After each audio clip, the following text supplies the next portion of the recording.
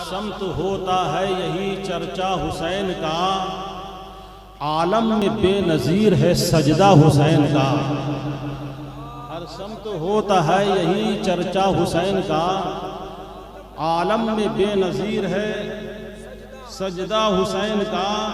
اور کیوں کر نہ اوج پر ہو ستارہ حسین کا، کیوں کر نہ اوج پر ہو، کیوں کر نہ اوج پر ہو ستارہ حسین کا۔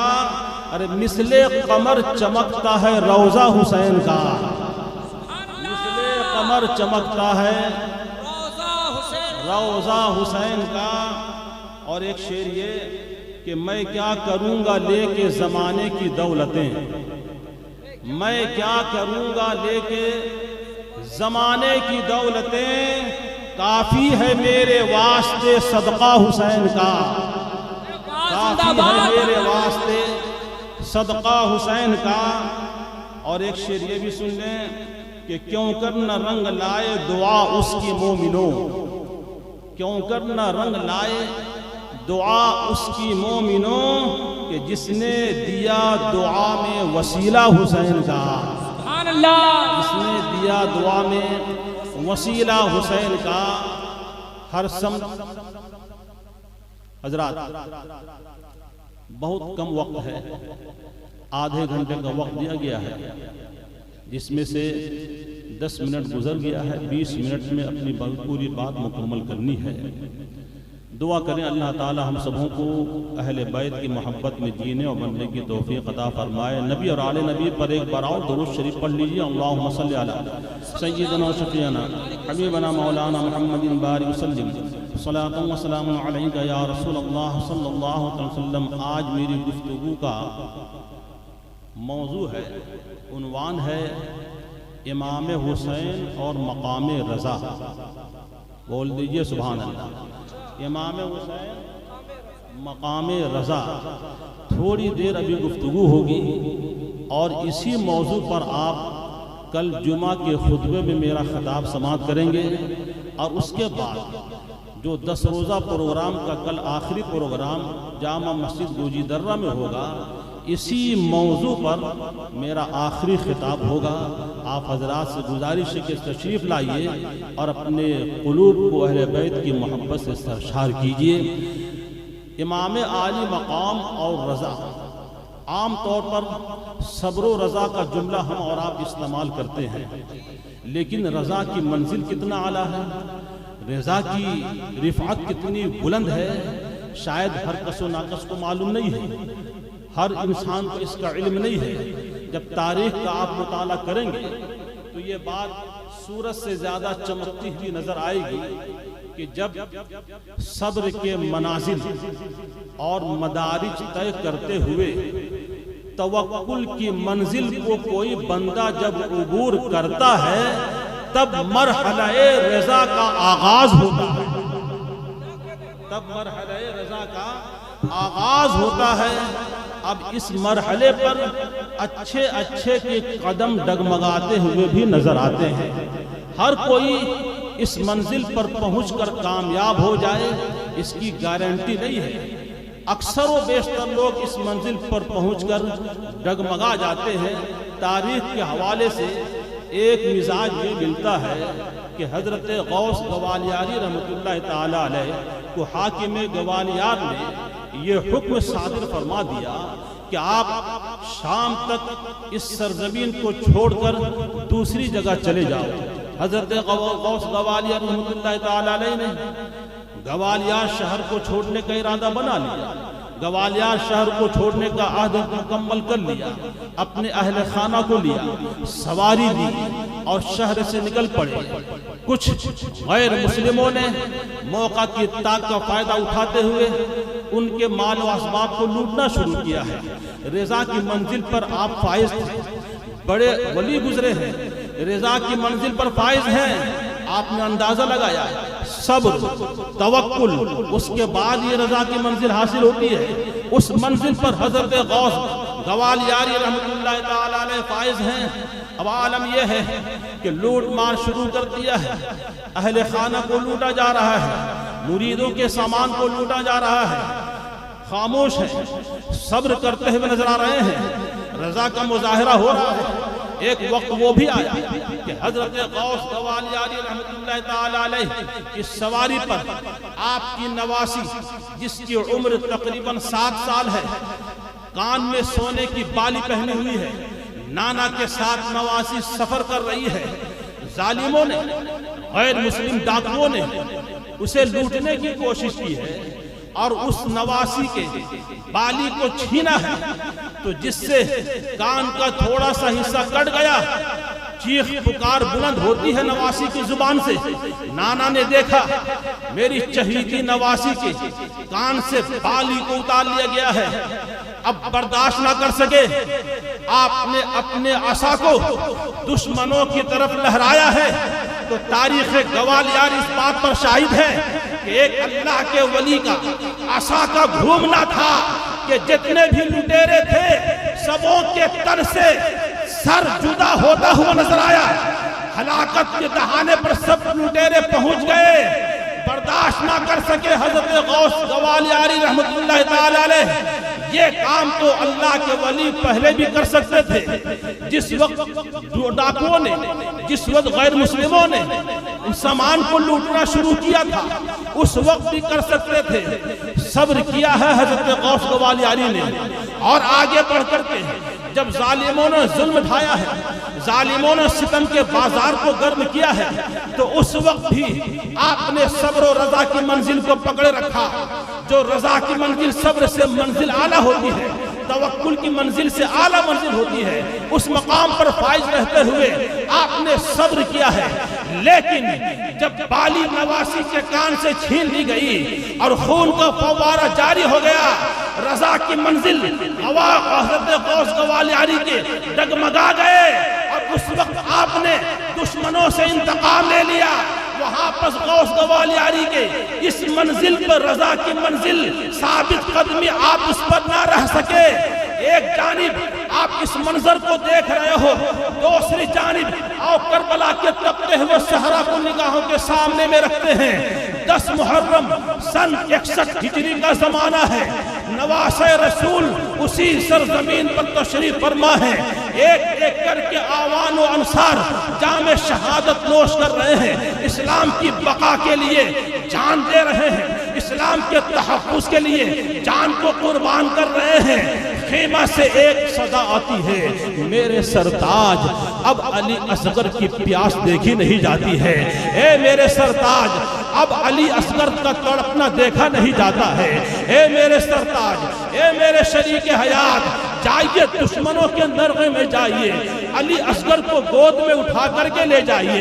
ابن سعد بھی اولاد والا ہے، ابن سعد بھی صاحب اولاد ہے، اس کے قریب لے جا کر کے علی اصغر کے سوکھے ہوئے ہونٹ کو دکھلائیے اور کہہ دیجئے کہ یہ میرا لال علی اصغر جس کی زندگی کی رمق ابھی برقرار ہے، اگر اسے پانی کے چند گھونٹ مل گئے تو زندگی میں نکھار آ جائے گا، اس کی زندگی میں اور جولانی پیدا ہو جائے گی۔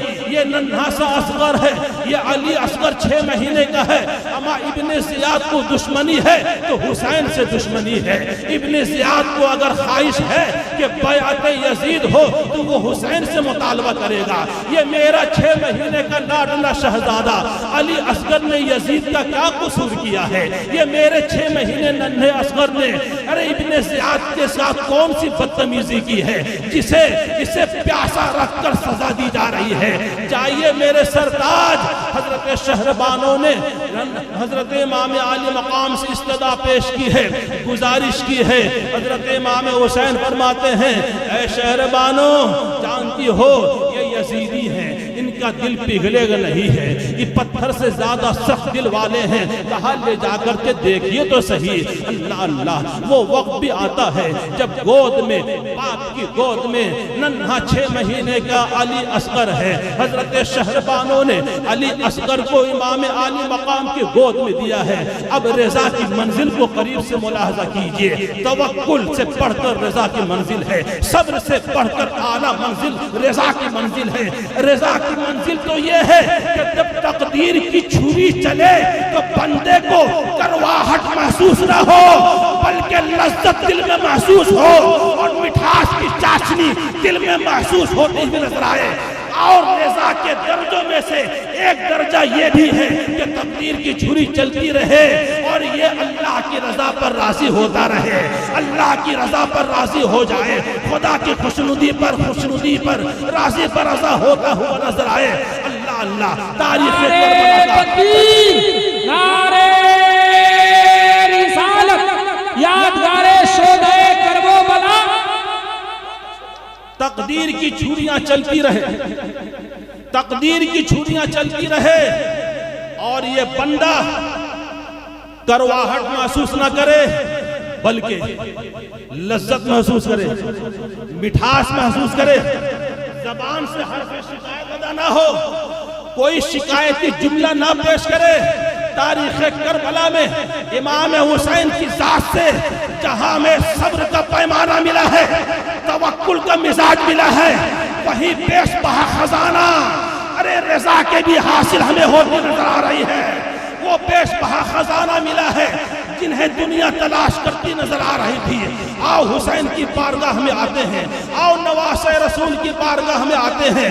صبر کا خوشنما تحفہ بھی مل رہا ہے اور توکل کی بے مثال چیز بھی مل رہی ہے، اور ساتھ ہی ساتھ رضا کا ایک عجیب منظر بھی نگاہوں کے سامنے میں آتا ہے۔ حضرت امام عالی مقام آہستہ آہستہ قدموں کو بڑھاتے ہوئے دشمنوں کے قریب پہنچتے ہیں۔ نہر فرات پر 500 یزیدیوں کا پہرا لگا ہوا ہے، یزیدی کتے کھڑے ہوئے ہیں، حسینیوں کو پانی نہیں دیا جائے گا، حسینیوں کو پانی کا ایک قطرہ بھی نہیں دیا جائے گا۔ کیا سمجھ رہا تھا یزید؟ ابن زیاد کے دل میں یہ وسوسہ بیٹھ گیا تھا، ابن زیاد نے یہ خیال کیا تھا، ابن سعد نے یہ تصور میں ذہن میں بات لائی تھی کہ اگر پانی بند کر دیا جائے گا حسین کی ہمت جواب دے دے گی، اگر پانی بند کر دیا جائے گا حسینی بے قرار ہو جائیں گے، اگر پانی بند کر دیا جائے گا تو حسینی بے چین ہو جائیں گے، اگر پانی بند کر دیا جائے گا تو مجبور ہو کر کے تمام حسینی یزید کی بیعت کرنے پر مجبور ہو جائیں گے، یزید کو امیر المومنین ماننے پر مجبور ہو جائیں گے۔ لیکن اسے معلوم نہیں ارے یہ رحمت للعالمین کا نواسہ ہے، ارے میرے حسین کی شان تو یہ ہے، اما یہ نہر فرات کیا ہے کہ آواز دے تو آسمان سے کوثر کا جھالا، کوثر کا دھارا بھی خیمہ میں چھلکتا ہوا نظر آئے، نہر فرات بھی خیمے کے اندر ابلتا ہوا نظر آئے۔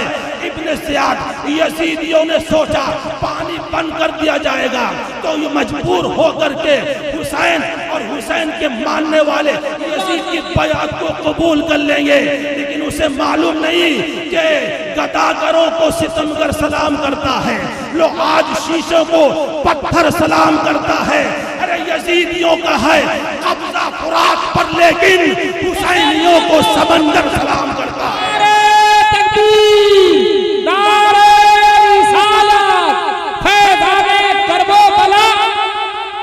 حسینیوں کو سمندر سلام کرتا ہے۔ امام عالی مقام کی ہمت کو سلام، امام عالی مقام کی جرأت کو سلام، امام عالی مقام کی استقامت کو سلام۔ آہستہ آہستہ قدموں کو بڑھاتے جا رہے ہیں، نہر فرات کے قریب پہنچے، مزاج پیش کیا، اے ظالموں میں پانی پینے نہیں آیا ہوں، میرا بیٹا پیاسا ہے اور اس کا حلق سوکھ رہا ہے۔ یہ دیکھو نا چہرے کا جغرافیہ بدل گیا ہے ظالموں، یہ 6 مہینے کا علی اصغر ہے، یہ ننھا گود میں میرا علی اصغر ہے۔ ارے ذرا تو رحم کرو، ذرا تو ترس کھاؤ، تم لوگوں میں بہت سارے لوگ صاحب اولاد ہوگے، تمہارے سامنے میں اگر اولاد کی یہ کیفیت ہوگی تو تمہارے دل پر کیسا گزرے گا، تمہارے دل پر صدمہ گزرتا ہوا نظر آئے گا، تمہارے دل میں ایک عجیب سی کیفیت پیدا ہوتی ہی نظر آئے گی۔ ظالموں دیکھو یہ نواسۂ رسول اپنے لخت جگر کو لے کر کے تمہارے سامنے میں ایک التجا پیش کر رہا ہے کہ چند قطرے نہر فرات کے پانی کے دے دو تاکہ اس کی زندگی لوٹ آئے، تاکہ اس کی زندگی کا چراغ گل ہونے سے بچ جائے، اس کی زندگی کی رمق برقرار رہے۔ لیکن ابھی امام عالی مقام یزیدیوں سے مخاطب تھے ہی، اسی آنے واحد میں اسی لمحہ حرملہ بدبخت کا زہر میں بجھا ہوا تیر سنسناتا ہوا آتا ہے اور حضرت علی اصغر کے حلق کو چھیدتا ہوا امام حسین کے بازو میں بے وس ہو جاتا ہے۔ کیا سمجھا حرملہ نے کہ ہم نے بڑا تیر مان لیا، لیکن سوکھی زبان سے علی اصغر بھی ایک مزاج حرملہ کو اس عالم میں بھی دیتے ہوئے نظر آتے ہیں کہ سنو کہ دودھ پیتا ہوا بچہ یہ صدا دیتا ہے، دودھ پیتا ہوا بچہ یہ صدا دیتا ہے۔ حرملہ سامنے آ دھمکیاں کیا دیتا ہے؟ ارے نام اصغر ہے میرا اور میں علی کا پوتا ہوں، انگلیوں پہ در خیبر جو نچا دیتا ہے۔ نعرہ تکبیر، نعرہ رسالت، شہدائے کرب و بلا، علامہ فرید الدین رضوی۔ امام عالی مقام سیدنا امام حسین رضی اللہ تعالیٰ عنہ نے دشمنوں کے سامنے میں اپنی گود میں ننھے 6 مہینے کے علی اصغر کو لیے ہوئے، اب مقام رضا کیا ہے حسین کی بارگاہ سے لے لو، مقام رضا کی کیفیت کیا ہے حسین کے مزاج کو سمجھو، مقام رضا کی اہمیت کیا ہے حسین کے قریب جاؤ، امام عالی مقام کی بارگاہ میں قریب سے دیکھو کہ حسین نے رضا کی منزل کو کس خوش اسلوبی کے ساتھ عبور کیا ہے، کس اعلیٰ درجے کی اس منزل کو پار کیا ہے۔ امام عالی مقام نے ایسے موقع پر جب دیکھا کہ میرا لاڈلا شہزادہ اس کی گردن پر، اس کے حلق پر ظلم کا بجھا ہوا ایک تیر ظالم نے چلا دیا ہے، حلق اصغر پر وہ تیر چبھ گیا، کوئی شکایت نہیں، کوئی واویلا نہیں، کوئی آہو بغا نہیں۔ عالی مقام